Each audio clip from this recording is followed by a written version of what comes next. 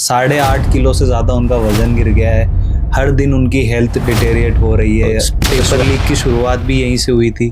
थोड़ी सी एक चीज़ का मैं खंडन करना चाहूँगा। सीकर में पेपर खुलासा हुआ था, ना कि पेपर लीक की शुरुआत हुई। पेपर लीक कहीं और से हुआ था। हमारा गांधी के रास्ते पे चलने वाले लोगों को ये दहशतगर्दों की बी टीम कह रहे हैं। तमाम वो लोग इतने शांति से, राजस्थान के शिक्षा मंत्री को देख लीजिए, उनको 10th और 10वीं का पता नहीं है। तो ऐसी बहुत सारी चीज़ें हैं।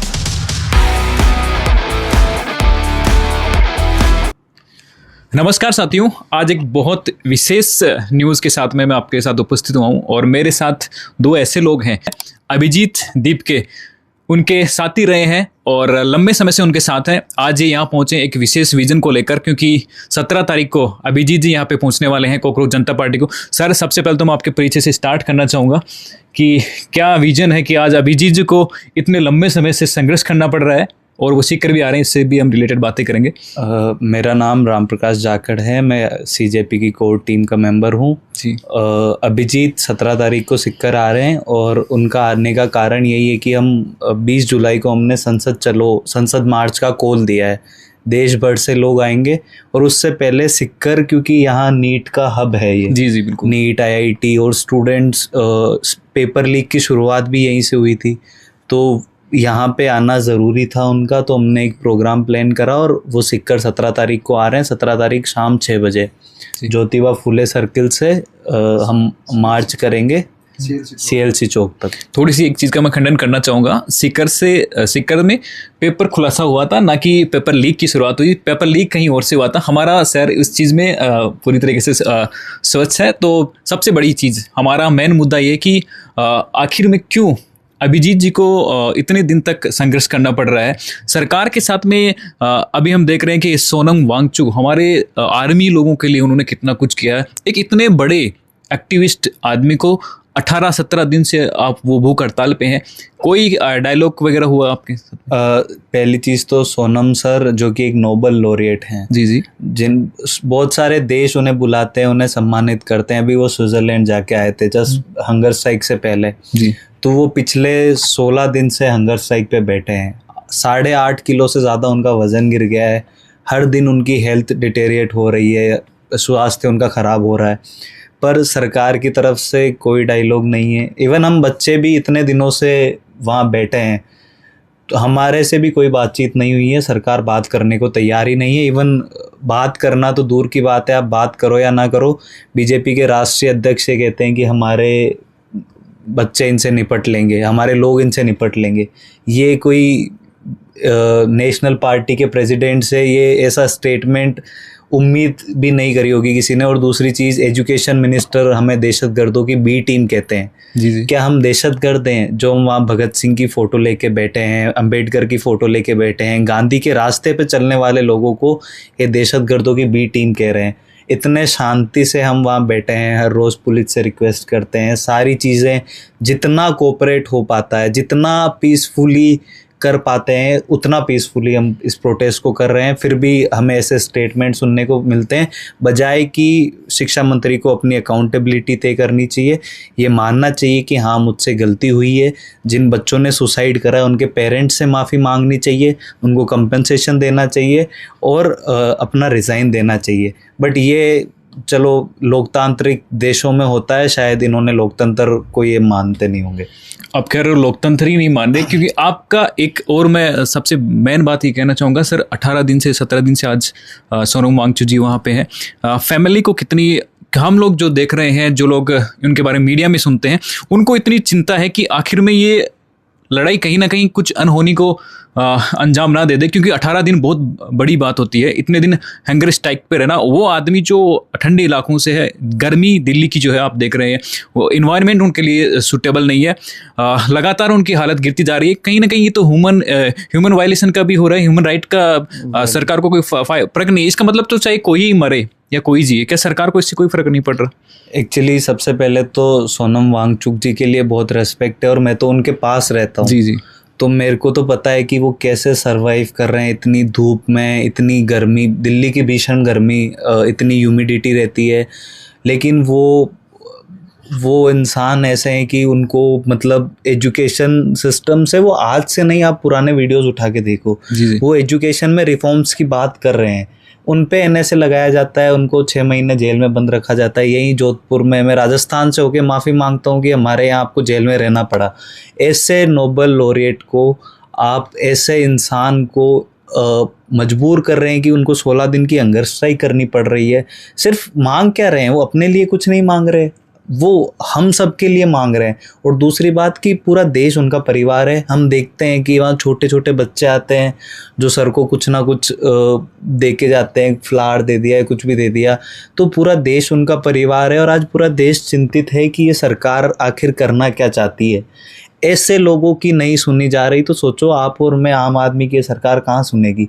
बिल्कुल। अमायरा एक 9th क्लास में, 9th क्लास की, 6th class I think, 9th class की अमायरा जो उनके अभी जयपुर से जो उसने सुसाइड करा। यहाँ के एजुकेशन मिनिस्टर राजस्थान के, वो कुछ नहीं एक्शन ले रहे, चार्जशीट तक फाइल नहीं हुई थी। अब शायद उनके पेरेंट्स 8 महीने बाद में अभी जब वीडियोस जो क्लासरूम के वायरल हुए उसके बाद में थोड़ा एक्शन में आए, क्योंकि CBSE ने काम किया था, उनकी वो जो मान्यता थी वो CBSE का तो पर्दाफाश एक आई थिंक 12th क्लास के बच्चे ने ही करा था अभी, जो उनके वेबसाइट में जो उनके प्रॉब्लम्स थी। तो देखो, स्कूलिंग एजुकेशन, कॉलेज एजुकेशन और पेपर एग्ज़ाम कंडक्ट कराने में हर जगह ही सरकार फॉल्ट में, सरकार फेल दिख रही है। एजुकेशन सिस्टम पूरा टूट रखा है, तो उसको कहीं ना कहीं हम ठीक करने के लिए हम यहाँ पूरे देश के युवाओं से अपील करते हैं कि हमारे साथ जुड़ें और इस लड़ाई को लड़ें। और इसी कड़ी में अभिजीत जी जो है यहाँ सीकर में आ रहे हैं, उनके थोड़ा सा प्रोग्राम को लेकर आप एक ब्रीफिंग देंगे, क्या रहेगा? मुकेश जी इसके लिए ब्रीफिंग। बिल्कुल। अभिजीत दीपके जी 17 जुलाई को शाम 6 बजे ज्योतिबा फुले सर्किल से CLC चौक तक उनका मसाल जुलूस रहेगा जी। उसके बाद में वो स्टूडेंट डायलॉग करेंगे। ये क्यों हो रहा है कि जंतर मंतर पे हम देख रहे थे कि राजस्थान के तमाम जिलों के लोग वहाँ जा रहे थे और अभिजीत दीपके जी से, कोकरोच जनता पार्टी से ये अपील कर रहे थे कि आप राजस्थान आइए, क्योंकि जैसे आपने भी कहा, मैं सुन रहा था कि सीकर है वो पेपर का खुलासा करने वालों में, ना कि लीक करने वालों में। लेकिन जिस लेवल पे राजस्थान एजुकेशन में बढ़ रहा है और तमाम चीज़ों में बढ़ रहा है, सीकर का पूरी दुनिया में नाम हो रहा है, पूरे भारत में नाम हो रहा था। तो ये सरकार इसीलिए कह रही थी कि राजस्थान में डबल इंजन की सरकार चाहिए, डबल इंजन की सरकार, क्योंकि वो ये चाहते ही नहीं है ना कि देश में कोई भी राज्य, कोई भी डिस्ट्रिक्ट में कहीं पे भी पढ़ाई नाम की कोई चीज़ हो। ये पूरे भारत को अनपढ़ों की फौज बनाना चाहते हैं। जैसे आप अगर इनकी मंत्रिमंडल उठाओ के देखोगे, इनके नाकाबिल बच्चे हैं, जैसा को देख लीजिए, निशांत कुमार को देख लीजिए, तमाम वो लोग, यहाँ राजस्थान के शिक्षा मंत्री को देख लीजिए, उनको 10th और 10वीं का पता नहीं है। तो ऐसी बहुत सारी चीज़ें हैं जो ये सरकार चाहती नहीं कि एजुकेशन पे बात हो, लोग पढ़ लिख कर काबिल बने। प्रदीप मेघवाल, मैं उसके घर गया था, उनके घर में छत नहीं है, उन्होंने 150 रुपये वाली पन्नी बिछा रखी है घर के ऊपर। उन्होंने प्रदीप को बढ़ाने के लिए उनके पिताजी ने अपनी ज़मीन बेच दी। जी। और उनका सपना क्या था कि देश को मैं एक बड़ा डॉक्टर दूंगा। तो ये सरकार अगर पेपर लीक नहीं करवाती तो आज प्रदीप मेघवाल MBBS कर रहा होता। तो ये गरीब का बच्चा, किसान का बच्चा, मजदूर का बच्चा पढ़ लिख कर डॉक्टर बने, इंजीनियर बने, काबिल बने, ये सरकार चाहती नहीं है। राजस्थान की मैं बात करूं तो राजस्थान में तो इस सरकारों ने बंटाधार करने के अलावा कुछ नहीं किया। राजस्थान सब इंस्पेक्टर भर्ती कितनी बड़ी है, 25 से 30 साल का उनका वो एज क्राइटेरिया है, ग्रेजुएशन उनके लिए क्वालिफिकेशन है। यानी एक बच्चा जीवन में एक परीक्षा में बैठ सकता है। yes, जिसका सब इंस्पेक्टर बनने का सपना होता है वो अपने जीवन एक ही देख सकता है उस टाइम में।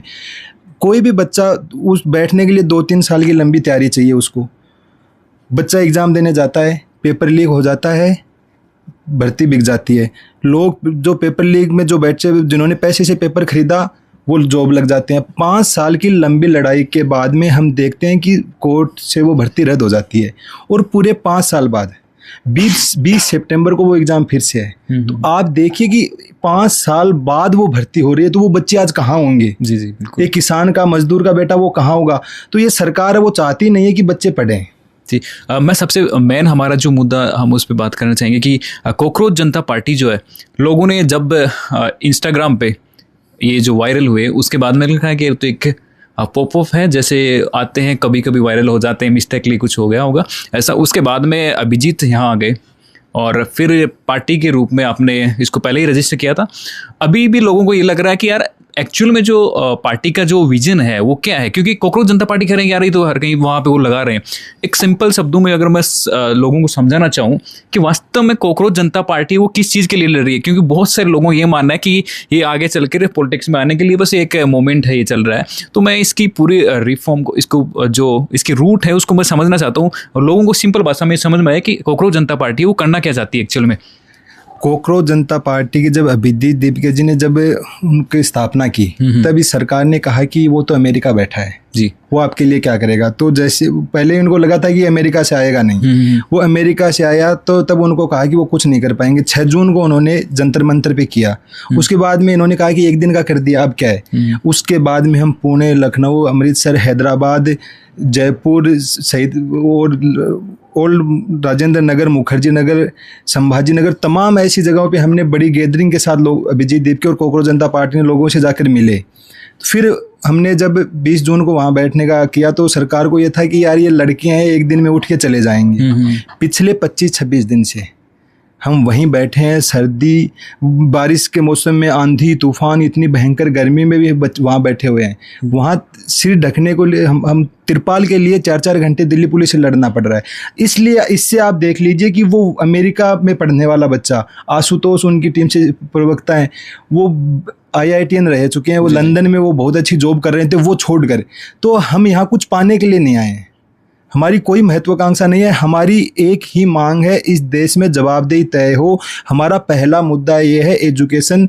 और आप देखिए कितनी हम मांग क्या कर रहे हैं, हम सरकार से कोई बड़ी मांग तो नहीं कर रहे हैं ना, हम तो ये कह रहे हैं कि एग्जाम अच्छे से करवा दीजिए। जी जी बिल्कुल, पेपर लीक ना हो, और तो अलग मांगे वो तो है। तो कॉकरोच जनता पार्टी का पहला विजन ये है एजुकेशन सिस्टम है वो ठीक हो, जवाबदेही तय हो, और देश के तमाम मुद्दे, किसान, जवान, पहलवान, मजदूर, शोषित पीड़ित, सभी कास्ट, सभी धर्म के लोगों के जो मुद्दे होंगे वो कॉकरोच जनता पार्टी, अभिजीत दीपके और पूरी उनकी जो टीम है वो उठाती रहेगी। हम राजनीति में आएंगे, ये सवाल पूछा जाता है कि राजनीतिक महत्वाकांक्षा, हमारी कोई राजनीतिक महत्वाकांक्षा नहीं है। हम आंदोलन को इसी रूप में लेके जाएंगे। कहने का मतलब ये है कि पूरे देश भर में फ्रस्ट्रेशन है लोगों के अंदर, वो कहीं ना कहीं निकालने का बाद में उनको वो नई जरिया नहीं मिल रहा। और कॉकरोच जनता पार्टी को जो प्रत्यक्ष या अप्रत्यक्ष रूप से जो समर्थन कर रहे हैं, ये जो 21-22 मिलियन जो लोग हुए हैं, ये पूरे देश का एक फ्रस्ट्रेशन है गवर्नमेंट की जो नीतियां हैं, जो अनट्रांसपेरेंसी है उसके लिए। तो सबसे मेन मुद्दा, और मैं अगर सिंपल भाषा में कहूँ तो कॉकरोच जनता पार्टी चाहती है कि एजुकेशन सिस्टम में जो सुधार होना चाहिए वो होना चाहिए। और लास्ट में जो भाई साहब ने मेरे को अभी, हम प्रेस कॉन्फ्रेंस में बैठे थे, एग्जांपल दिया कि अकाउंटेबिलिटी अगर कोई लेगा नहीं तो कैसी होगी। हम हेलमेट नहीं लगाते हैं तो पुलिस वाले बोल देते हैं भाई आपने नहीं लगाया, उसका हमें देना पड़ रहा है। तो फिर बाद में अगर हमसे वो गलती हो रही तो हम उसका भुगतान करते हैं। तो भाई जब इतनी बड़ी शिक्षा मिनिस्ट्री में आप बैठे हो, यहाँ पे इतनी बड़ी बड़ी मिस्टेक हो रही, इवन मोर देन 8 स्टूडेंट ने सुसाइड अटेम्प्ट किया है। इसी 20 स्टूडेंट ने सुसाइड अटेम्प्ट किया है। री नीट के अंदर भी कह रहे हैं कि क्या पता अभी हुई कि नहीं हुई, ट्रांसपेरेंसी है, बच्चों में विश्वास रहा नहीं है। बस कॉकरोच जनता पार्टी एक वो मिशन है जो आज की जो एजुकेशन सिस्टम है उसमें जो जवाबदेही है वो तय होनी चाहिए, हर हाल में होनी चाहिए। कहीं ना कहीं अनरिस्पॉन्सिबल है क्योंकि हम समय पे नहीं जागते, उसके बाद में जब कुछ हो जाता है तो फिर बाद में हम रोते रहते हैं। तो अगर कोई उनसे सवाल हो तो आप कमेंट सेक्शन में जरूर रखें, हम कोशिश करेंगे वो हर हाल में पूछे।